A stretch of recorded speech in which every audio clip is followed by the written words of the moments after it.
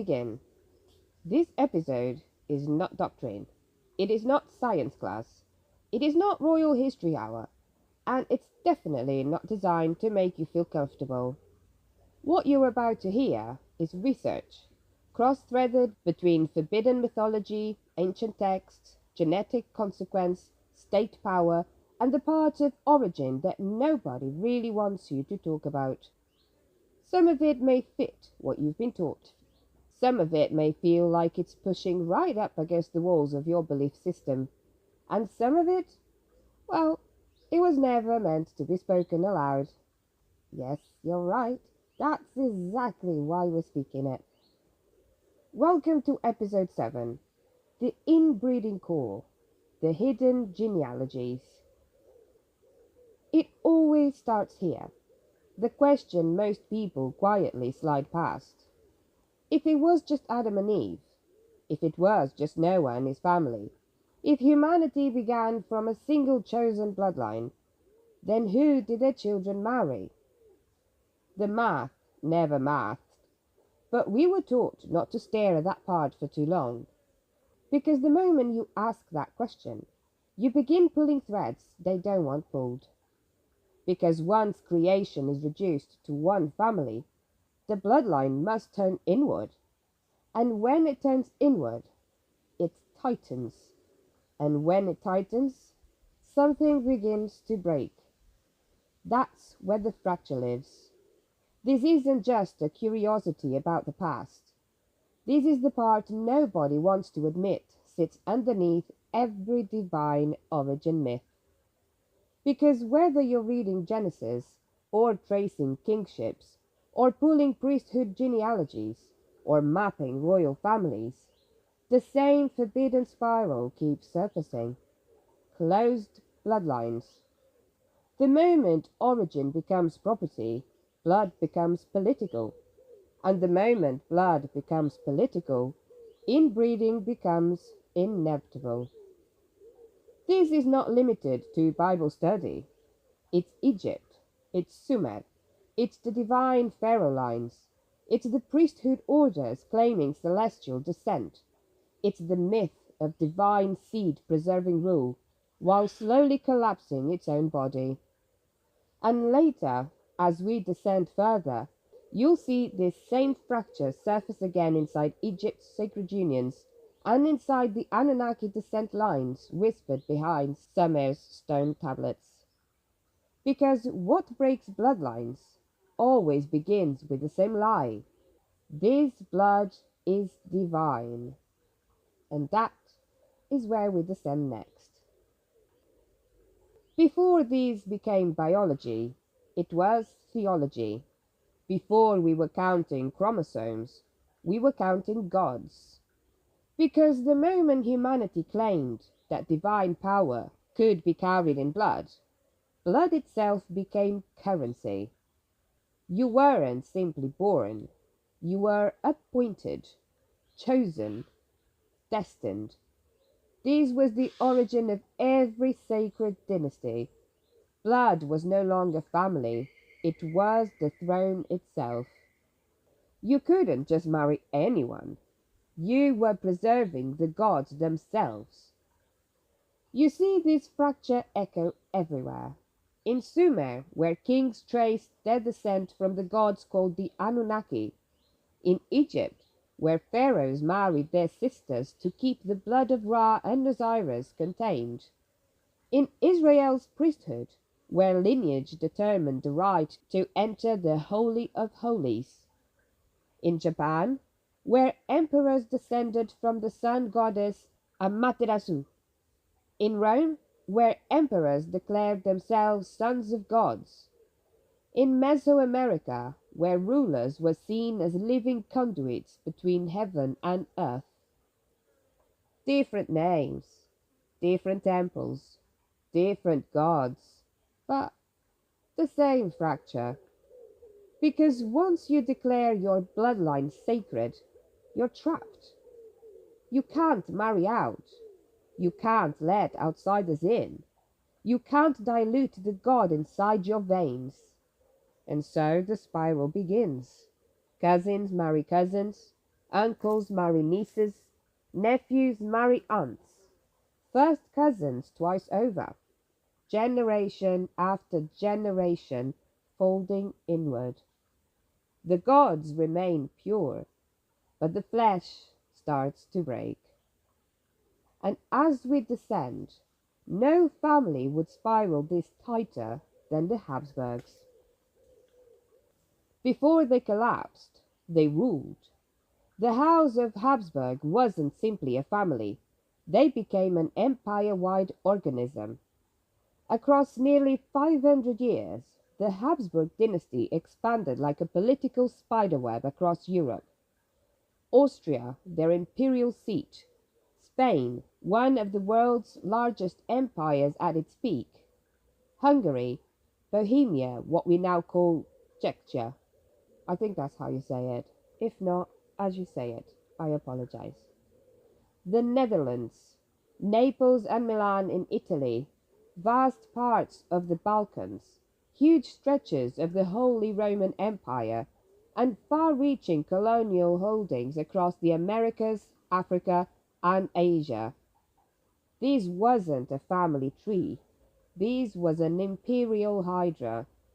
And yet, beneath all this power, sat one simple obsession. Do you want to have a guess? Yes, of course. The bloodline. Not territory, not wealth, not armies, but blood. They believed their authority was divine, bestowed by God, flowing through their veins. The formula was simple: marry within the family to consolidate land, marry close relatives to consolidate power, marry strategically, but always pull the bloodline back in. Keep the throne safe, keep the claim pure. This wasn't just vanity, it was political strategy disguised as divine mandate. At first it was cousins, then uncles to nieces, then nephews to aunts, then double cousins marrying other double cousins, each generation folding in tighter. Now, they weren't marrying siblings like the pharaohs of Egypt, but over roughly 200 years of repeated close kin marriages, the result became genetically identical to multiple generations of full sibling pairings. The family tree collapsed inward, the branches merged, the blood condensed. Geneticists call this an inbreeding coefficient, measuring how much shared DNA a person has because their parents were related. So if your parents are strangers, your coefficient is 0.00. If they're first cousins, is around 0.0625.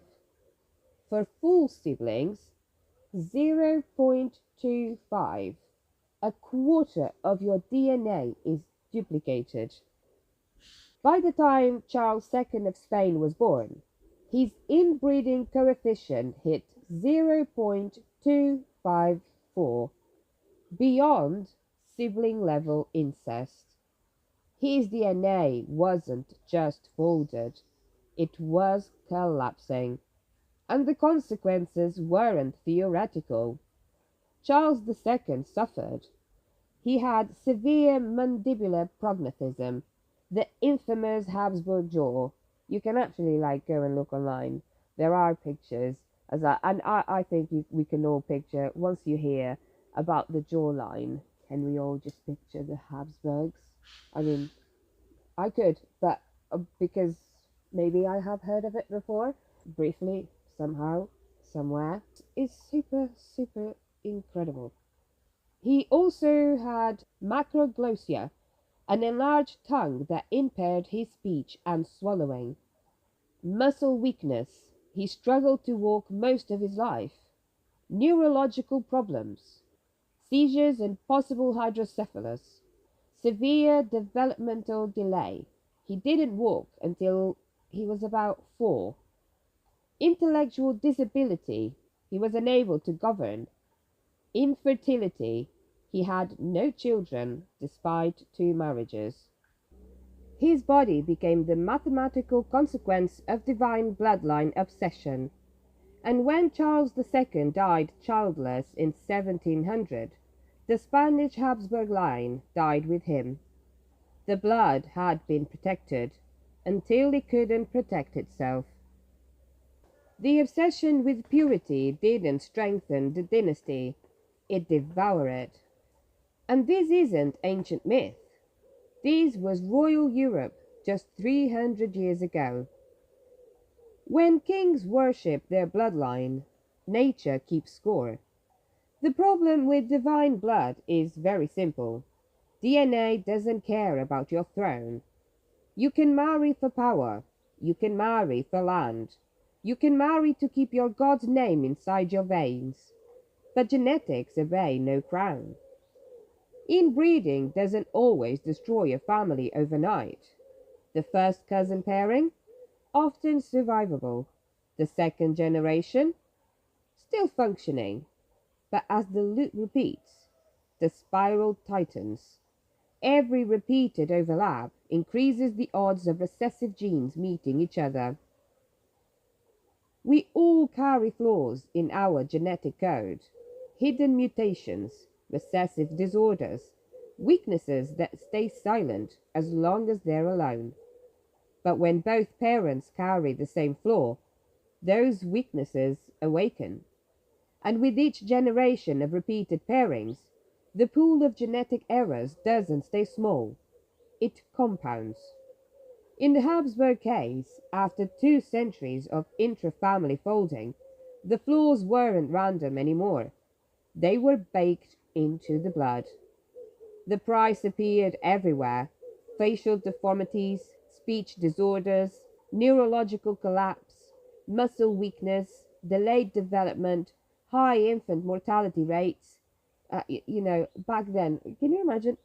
We all know, like, so many children didn't survive, okay? The chances of you surviving back then, and that's why they had so many children, was so small. So can you imagine, like, with all these recessive genes just accumulating in your blood, just generation after generation, like, the chances of him even living are just abysmal, and yet he still did. Poor man. By the end, the blood they worshipped became the curse they couldn't escape. And this is not a Habsburg problem. This is a divine blood problem. Anywhere divine origin becomes state policy, this pattern repeats.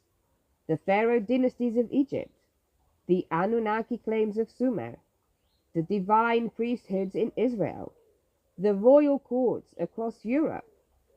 The myth of sacred blood always carries its own executioner, because nature was never loyal to divine right. Nature rewards diversity and punishes purity. And the more they tried to preserve their gods inside their veins, the more fragile they became. They saw the collapse coming, the deformities, the stillbirths, the sterile hairs, the fading bodies, and yet they kept doing it. Why? Because once you declare your bloodline sacred, you are trapped. The entire world shrinks. You can't marry out, you can't risk dilution, you can't risk contamination. Every outsider becomes a threat. Every foreign marriage becomes potential treason. And slowly, the family becomes its own prison. This wasn't about love. This was about survival. The more fragile the blood became, the tighter they pulled the circle. The more the genetic decay appeared, the more terrified they became of letting new blood in. Purity wasn't about health. It was about control. The purity obsession wasn't a mistake. It was policy. They weren't just marrying family by accident. They were actively choosing to sacrifice health for power. Better a sick child than a diluted throne. Better a sterile hair than a foreign one. Better deformity than contamination. The blood became the altar, and the family became the sacrifice. The spiral was never about divine right. It was about fear. Fear of outsiders. Fear of losing control. Fear of losing God's favor. Fear that the entire system would collapse if they opened the circle. So they didn't open it. They closed it tighter. And with every generation, the price grew heavier, until finally, the blood broke before the throne did. At the heart of all political power is the blood. And once you declare that your bloodline is divine, your empire becomes a family affair. Now here's where we dig into the true power play of the Habsburgs. It wasn't just about controlling land. It wasn't just about controlling people. It was about controlling the family tree. The Habsburgs didn't just control one country. They didn't just marry for political advantage. They planted their bloodline everywhere. From Spain to Bohemia, from Italy to the Holy Roman Empire, from the Netherlands to the Americas, they spread their own blood like a map of thrones. And it wasn't random. It was political strategy. You marry into power, but you marry into your power. The Habsburgs didn't just marry cousins. They seated their family across royal lines, placing Habsburgs on thrones across Europe. Ferdinand I, Emperor of the Holy Roman Empire. Philip II, King of Spain. Maximilian I, Emperor of the Holy Roman Empire. Charles V, King of Spain and Holy Roman Emperor. Marie Antoinette, Habsburg Princess, married to King Louis XVI of France, and so on. Wherever a Habsburg married, they were planting the family bloodline as political soil. It was never about love. It was about ensuring that the Habsburg name, blood, and power would survive, no matter what. And as the circle tightened, the blood became more precious and more dangerous. The entire system hinged on bloodline purity. Marrying out could weaken the claim. Marrying in could strengthen it. And thus, policy became blood policy. By keeping the blood pure, they were controlling both land and divine legitimacy. The bloodline wasn't just royal, it was heavenly. Oh, can you hear the angels singing? And this is where the Habsburg collapse starts to make sense, because the more they held to divine right, the more the purity obsession broke them apart, and their blood became more isolated, it became weaker, and their rule became fragile. In the end, what had started as the most powerful dynasty in Europe crumbled under the weight of its own genetic purity. And the legacy they tried to protect was the very thing that destroyed them. Collapse never happens in a single moment. It unravels slowly, quietly, in places no one wants to look. The Habsburgs didn't fall in a blaze. They fell in whispers, in funeral processions for children who never made it past infancy, in weak heirs who couldn't speak, couldn't walk, couldn't rule. The collapse wasn't political, it was physical. By the late 1600s, generation after generation of folding the same blood had carved itself into their bodies. Charles II, jaw so deformed he could barely chew, a tongue so swollen it distorted his words, seizures, tremors, infertility, intellectual disability. And it wasn't just Charles II. Many Habsburg children never made it to adulthood. Entire branches of the family tree withered before they could even produce a hair. The blood they worshipped was bleeding them out. Every generation made the problem worse. The tighter the loop, the more recessive mutations met. The more they feared outsiders, the more their own bloodline betrayed them. And at the center of the spiral sat the illusion they never wanted to face. They were not being punished by God. They were being punished by biology. Because purity doesn't protect bloodlines, diversity does. The Habsburgs believed that folding the bloodline would preserve power forever, but the spiral they created was always leading to one destination: collapse. And when Charles II of Spain died in 1700, and the Spanish Habsburg line died with him, the greatest royal house in Europe was undone by the very purity they worshipped. The irony, right? Dun, dun, dun. This isn't just a Habsburg story. It's not even just a European story. This is the fracture that sits beneath nearly every ancient origin myth. Because once you declare that power comes from divine blood, you start building a system that can't survive itself. You've seen this thread before. In Egypt, where the pharaohs married siblings to keep the gods of Ra and Osiris locked inside their veins. In Sumer, where kings claimed descent from the Anunnaki, and the gods themselves were divided between those who wanted the bloodline pure and those who altered it. In Genesis, where humanity resets after the flood, and the new world begins again with one closed family. We still have to go there. We must. I've left it behind and carried on with other threads, as you will follow. But yeah, I will have to go back. It's calling. It's definitely calling. In ancient Israel, where priesthoods passed from father to son, in Mesoamerica, where rulers were living conduits of divine blood, and in Japan, where emperors were direct descendants of the sun goddess. All different temples, all different gods, and the fracture remains the same. Because when power is rooted in blood, the spiral always returns. You become trapped inside your own origin.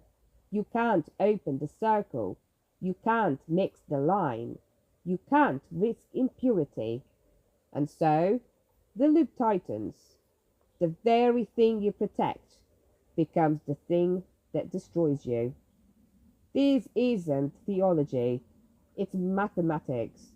And nature always keeps the score. The Habsburgs weren't the first, and they weren't the last. Because as we keep pulling threads, a fish jumped in the water, made me jump a bit. As we keep pulling threads, this pattern will follow us everywhere. What began as strategy, what cloaked itself in divinity, what ruled empires and rewrote maps, ended in silence. No hair, no future, just a body that carried too many centuries inside its bones, and a name, Habsburg, that echoes like a warning. The collapse of the Spanish Habsburg line wasn't just the end of a family. It was the end of an idea that blood can't be controlled, that purity is power, that you can fold the divine in on itself forever without consequence. And here's the thing they didn't count on. Blood remembers. It remembers diversity. It remembers connection. It remembers wildness, randomness, and the laws of the earth, not the laws of the throne. And what we find when we pull this thread is that the most sacred thing about blood isn't its purity, it's its openness. Its ability to combine, to merge, to surprise, to blend lineages and rewrite futures. That's what these closed dynasties forgot. That's what every sacred genealogy tries to hide. That divinity doesn't need walls, and power doesn't live in repetition, it lives in renewal. The Habsburgs didn't collapse because of sin or fate. They collapsed because they mistook preservation for evolution. And when you do that, when you worship the bloodline more than the life it carries, you don't create gods, you create ghosts.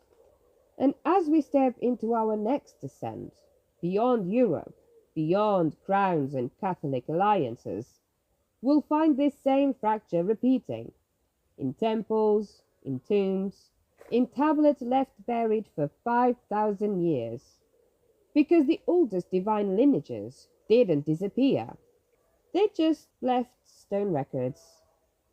And one name slithers beneath them all: the serpent.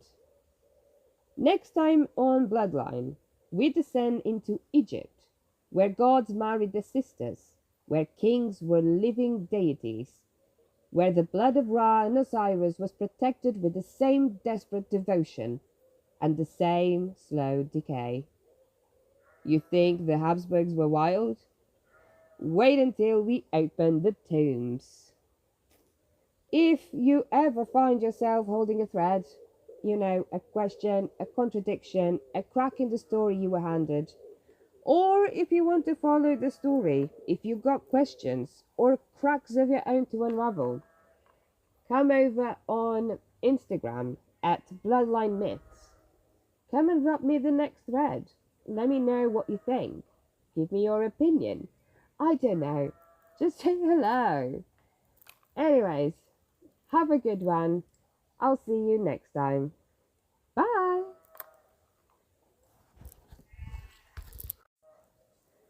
Haha, and I nearly forgot. New episodes coming every 2 weeks. Alright? I'm sorry. Bye.